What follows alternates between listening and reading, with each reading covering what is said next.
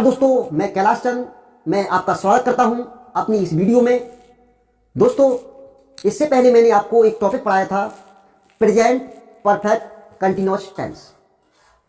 तो मैंने उसमें सिंस और फोर का यूज किया था, लेकिन मैंने आपको सिंस और फोर के बारे में उस टॉपिक में नहीं बताया था।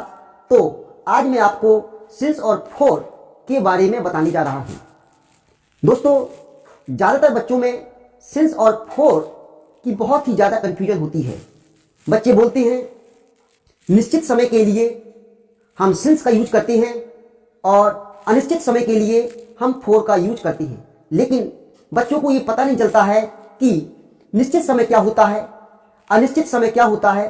तो आज मैं आपको एक देसी भाषा में सिंस और फोर के बारे में बताने जा रहा हूं कि सिंस और फोर का यूज देसी भाषा में हम कैसे समझें। तो दोस्तों, सिंस और फोर का मतलब जो होता है वो से होता है। क्या होता है? से। अगर कहीं सिंस और फोर के बाद सिंस और फोर के बाद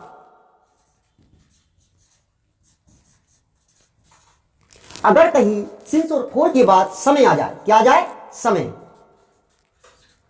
अगर कहीं सिंस और फोर के बाद समय आ जाए, क्या आ जाए? समय।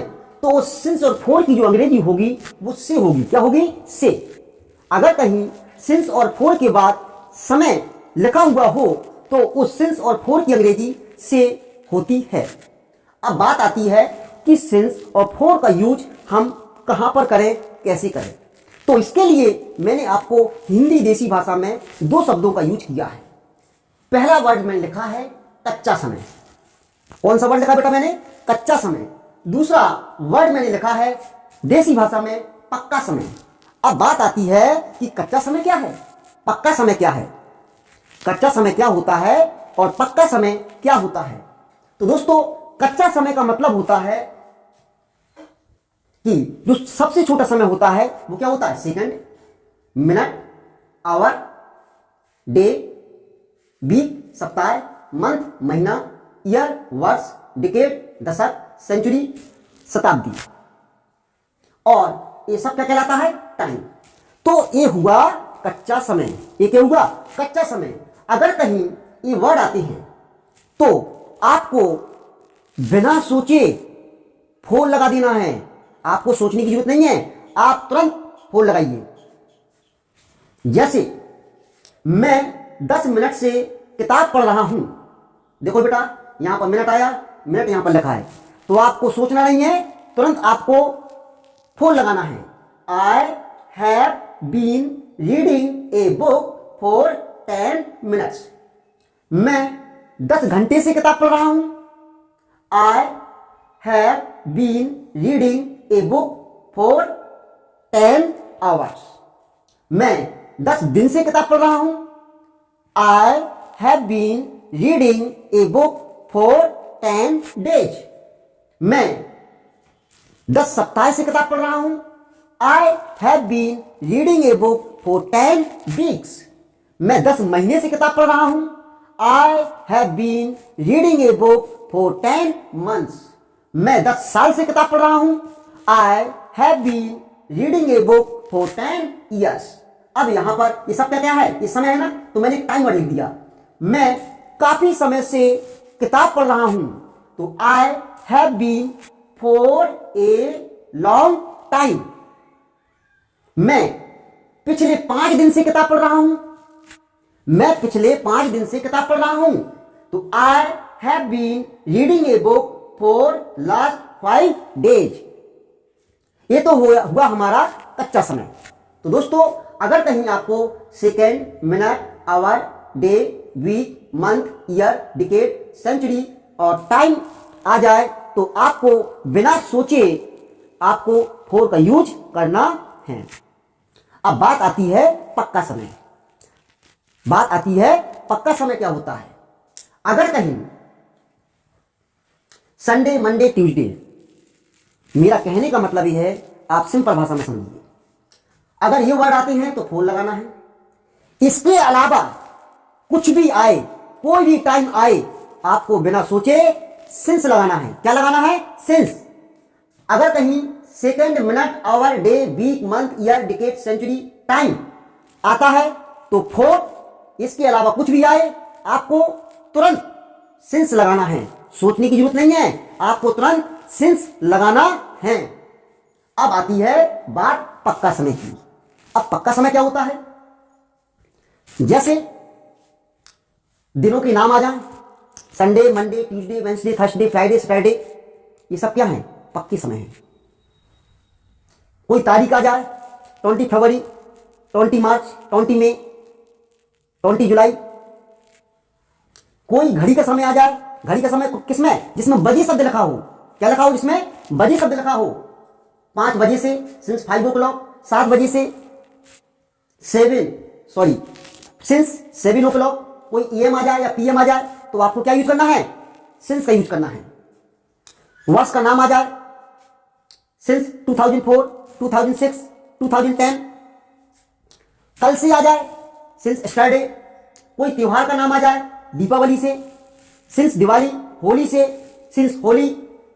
कोई सीजन आ जाए, गर्मी से, सिंस समर। सर्दी से, सिंस विंटर।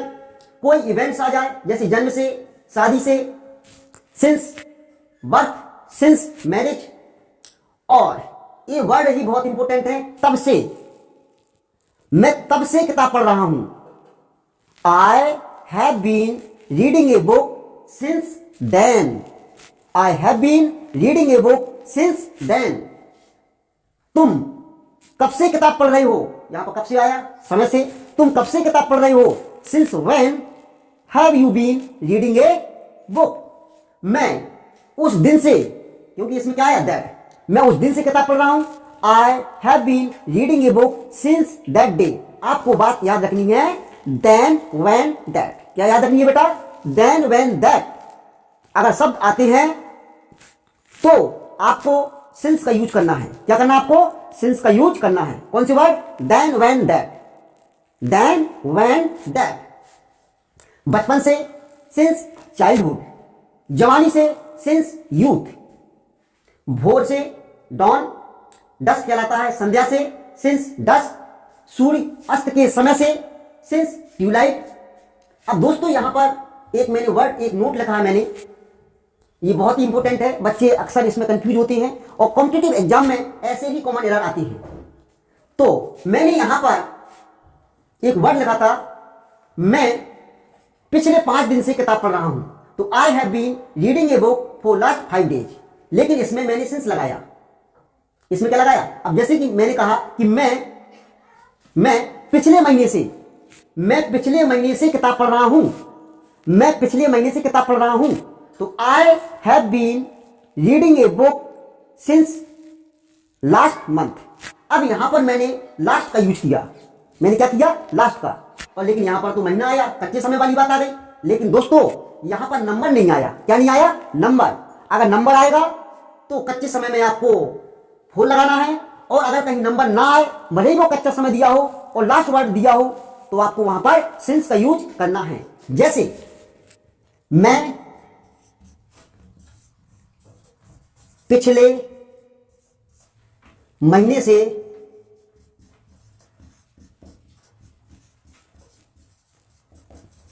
किताब पढ़ रहा हूं।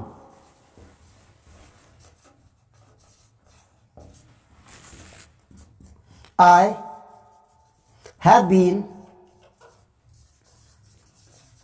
reading a book since last month.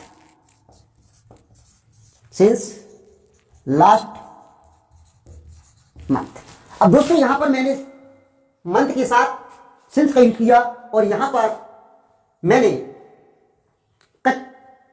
Last के साथ फोर का यूज किया। लेकिन यहां पर आप कंपेरिजन करिए, क्योंकि यहां पर मंथ वर्ड में कोई नंबर नहीं है, लेकिन यहां पर कच्चे समय में नंबर है, इसलिए हमने यहां पर फोर का यूज किया। अब मैंने कहा आपसे कि मैं 20 दिन पहले से किताब पढ़ रहा हूं। तो I have been reading a book since 20 days एगो। अगर कहीं एगो वर्ड आता है तो वहां पर आपको भले ही नंबर दिया हो तब भी आपको सिंस का यूज करना है। That's all. If you create any problem then you can comment me, I will give you all the solutions. Thank you sir.